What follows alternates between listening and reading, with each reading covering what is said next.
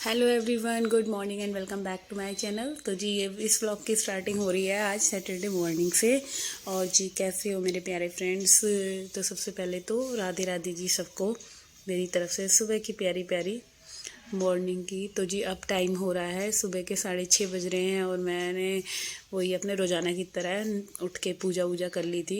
4:15 बजे जैसे मैं उठती हूँ रोज़ाना की तरह ही उठ के पूजा वूजा करी है, घर की झाड़ू वगैरह लगाई और पोछा लगाया, कान्हा का स्नान करवाया और फिर घर पे भी कर ली थी पूजा और मंदिर में भी कराई थी। तो आज थी एकादशी, तो पंडित जी ना कथा सुनाने लग रहे थे, कह रहे थे कथा सुनकर जाना। मैंने कहा पंडित जी टाइम नहीं है, क्योंकि वो ये था डुग्गू को स्कूल जाना था। तो फिर मैंने कहा मैं लेट हो जाऊंगी अगर कथा सुनने लग गई। तो फिर ना मैं फ्रेंड्स मंदिर में ना कथा नहीं सुनकर आई और मैं अब घर पे आ गई हूँ और यहाँ मैं बना रही हूँ नाश्ता। तो इसके बाद नाश्ता बनाते बनाते ही ना मैंने क्या करा था, फ़ोन में ही अपनी कथा सुन ली थी।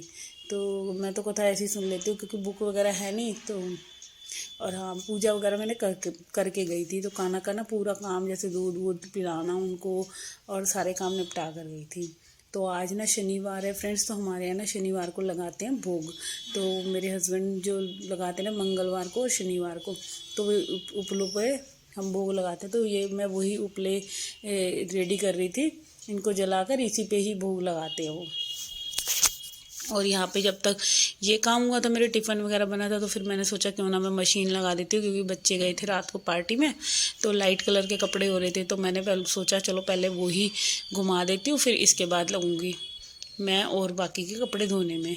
तो क्या होता है ना कि सुबह के टाइम वो इधर टाइम की भी कुछ पता नहीं चलता। और अब तो वैसे भी फ्रेंड्स मौसम इतना चेंज हो गया ना कि थोड़ी ठंड ठंड सी शुरू हो गई है, तो मन ही नहीं करता कुछ काम वगैरह करने का। तो यहाँ पे अब मेरे को बनाना है नाश्ता। तो फ्रेंड्स नाश्ते में सिर्फ ज़्यादा पराठे बनानी नहीं है, क्योंकि कार्तिक जाएगा नहीं, डुग्गू के लिए ही बना रही हूँ 2 पराठे। तो बस उनको ही बना के मैं पैक कर दूँगी, क्योंकि वो नहा लिया। फिर इसके बाद मैं लूँगी चाय और इनको भी दूँगी, क्योंकि वो ये सुबह के टाइम जब से सुबह से उठे ना 8 बजे तक अभी कुछ चाय वगैरह नहीं लेती। तो जब तक क्या होता है ना मैं चाय नहीं लेती ना, तो मेरे को ना आलस आलस सा लगता है। तो फ्रेंड्स मैं सबसे पहले पूजा वगैरह करने के बाद मेरा ये रहता है कि मेरे को ना कोई 1 कप चाय मिल जाए ना, फिर इसके बाद काम करने के लिए एक एनर्जी सी आ जाती है। तो मैंने पहले बच्चों को नाश्ता वगैरह देने के बाद तब मैंने ली थी अपनी चाय। और यहाँ पे बस 2 या 3 ही पराठियाँ सेकनी थी, क्योंकि हस्बैंड जी का भी फास्ट है, मेरा भी फास्ट है एकादशी का।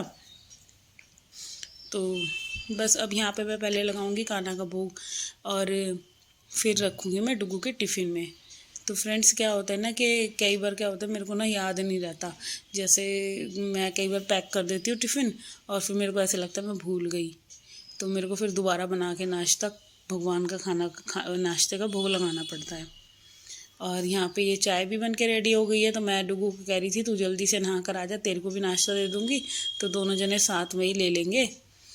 बट वो कई दिन से ना डुग्गू नाश्ता ही नहीं करके जा रहा है, पता नहीं उसको क्या हो गया है कि ना चाय पी के जाता ना कुछ खा के जाता, बिल्कुल भूखा पेट जाता है। और मैं बहुत परेशान हूँ उसकी इस हरकत से।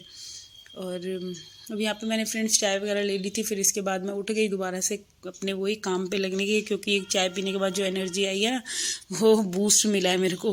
और मैं सोच रही थी कि आज मेरे को खाना भी रेडी नहीं करना, क्योंकि आज मैंने बनाई थी टिफ़िन में आलू की सब्जी फिंगर वाली। तो बस लंबे लंबे आलू को कट कर दिया था और यहाँ पे मैं दे रही हूँ कार्तिक को नाश्ता। तो बस ऐसी फ्राई में जल्दी से बना ली थी, क्योंकि गोभी वगैरह बच्चे ना खा के नहीं देते, इनका ये नखड़ा रहता है। तो मेरे को लगा, मैंने कहा चलो फिंगर वाली सब्ज़ी बना देती हूँ वो, क्योंकि कार्तिक भी खा लेता है डुग्गू भी खा लेता है। तो जी यहाँ पे फिर क्या हुआ था ना चाय वाय पीने के बाद, और ये मैं अपनी मंदिर की टोकरी को भी थोड़ा सा साफ़ कर लूँगी, इसमें भी फैलाना मच जाता है। तो इस वाली ड्रॉर के अंदर ना क्या होता है, मेरे जैसे सामान एक्स्ट्रा होता है जो कम यूज़ का होता है ना, थोड़ा थोड़ा लेना होता है रोज़ाना का, तो वो मैं इस वाली ड्रॉर में रख देती हूँ पॉलीथीन सहित, क्योंकि निकालो और यूज़ कर लो। और यहाँ पे मैंने कार्तिक को भी नाश्ता दे दिया था। तो कार्तिक नीचे शॉप पे से आया था, उसको भी भूख लगी थी, तो पराठियाँ मैंने उसकी बना के रख ली थी। तो उसको नाश्ता देने के बाद अब मैं लग जाऊंगी यहाँ किचन में, क्योंकि काम अभी खाना वगैरह का कुछ बनाना नहीं है। तो मैंने सोचा क्यों नहीं मैं सबसे पहले किचन से ही स्टार्टिंग करती हूँ, किचन को पहले क्लीन कर लेती हूँ अपना वही रोज़ाना की तरह अच्छे तरीके से। क्योंकि जो भी कुछ थोड़ा बहुत भी बना था नाश्ता वगैरह 2 ही जनों का बना था, तो फिर वही है फैली फैली से हमारी किचन हो ही जाती है। तो जी यहाँ पे अब मैं जल्दी जल्दी से पहले पूरी गैस को ना अच्छे से क्लीन करूँगी। एक बार नॉर्मल कपड़े से साफ़ कर लेती हूँ, फिर थोड़ा सा सर्फ वाले कपड़े से साफ़ कर लेती हूँ। क्या होता है फिर इसके बाद बिल्कुल अच्छे से ना गैस बिल्कुल चमचमा जाती है। तो जी यहाँ पे ये गैस वगैरह साफ़ होएगी, इसके बाद लगूंगी वही रोज़ाना की तरह क्लीनिंग के काम में। तो यहाँ मेरे बर्तन जो ढेर हो रहे थे, मैंने कहा चलो बर्तनों को भी जब तक गैस साफ़ कर रही है तब तक ये बर्तन वगैरह भी मैं क्लीन कर ही लेती हूँ साथ के साथ।